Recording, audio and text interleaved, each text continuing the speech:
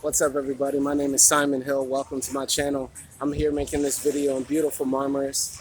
I'm right here on the beach in this beautiful blue water with mountains to the back of me and everything like that.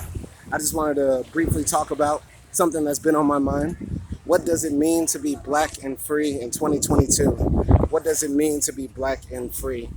And as somebody who's able to do what I do and go different places sort of freely and live a life where I do benefit from the privilege of my nationality, I still wonder sometimes, like, what does it take to actually be free? And what does it mean to be free?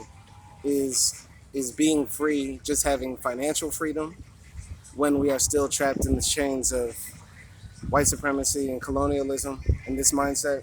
Does it mean to be free when we are not in a country or a place or a society with white supremacist ideals?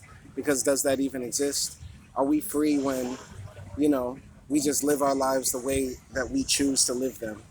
And this is something I struggle with and think about a lot because there are times when I feel free and there are times when I don't feel free. There are times when I feel like I am living a life of, you know, freedom and liberty and as close to my ideals as possible. And there are times when I feel like, you know, I'm living as free as I can be, you know?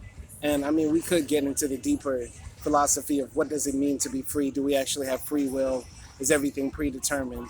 But in this idea, if we have free will, and if it is possible to live a life free of as much oppression, suppression, and that sort of thing, is that sort of thing attainable for a black man in the world of 2022? You know, most black men have not lived under colonialism, apartheid, open white supremacy for the past 50 years, I would say. Well, let's say since 1994.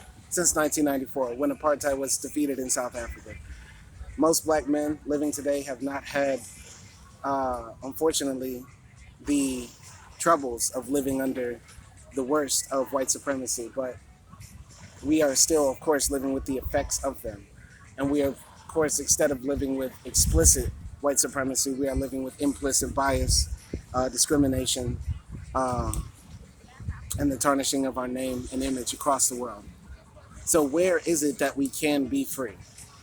Some people say that we can only be free in countries where we are homogenous or at least the majority, right? But is that true freedom if in those same countries or societies white supremacy exists as well, colonial mindsets exist as well, uh, and they also many times lack financial freedom? Many of these countries are like subjects of modern European powers. Can we be free in the richest countries of the world, which tend to be mostly white and mostly the ones who have created the type of society that permeates the planet and the culture that permeates the planet? Is that freedom when we can still be discriminated against implicitly or explicitly or softly? What damage and deterioration does that do to the mind and soul of a black man, black woman, black child? It's a tough question, and it's a question I struggle with all the time. And as I sit here on the beach, you know, far, far, far away from Louisiana, which is my home, far away from many of the troubles of explicit and open racism that exists in a white supremacist America, I still look around here and I realize I am alone. And what does that do to the mind? What does that do to the mind of the black man?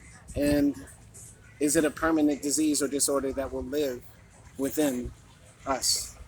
Not all of us, some of us, but will it constantly exist? I don't know. I don't know. It's something I think about all the time, all the time. So my question is, what does it mean for a black man to be free in 2022 and beyond? I think, as of right now, is it, I think it is, pardon, living the life, living life as free as possible in all conditions and constraints. I don't think that every black person should emigrate from the U.S. or the white supremacist majority countries. I don't think that is the case because in a lot of times, in the case of the U.S., we built those countries. But I think that we should try, if we live in the US, Canada, England, France, Africa, anywhere, we should try to always live our best lives, as in doing what we want, being where we want, loving who we love, and that sort of thing, and not worrying about uh, the white supremacist ideas that will exist around us, right? I know I can say that as in not worrying, like as in, I don't mean not worrying as in thinking that it doesn't matter, but living our lives knowing that those things exist, but not letting it constrain us. I want to make this perfectly clear. I believe that we should be aware and consciousness of the constant fight against white supremacy and ideologies that advocate for whiteness and advocate for anti-blackness. But we should also fight for a world or live our lives where we are constantly fighting for the world, but also living freely at the same time. And as of right now, this is the solution that I have, but this opinion can change. This is just my philosophy right now as I sit on a beach here in Marmaris, Turkey, looking out on the water and wondering and wandering in my mind. So I'll end it there. This has been my blog, or my vlog. My name is Simon Hill. Hit the like button and subscribe, and thank you for watching. Peace.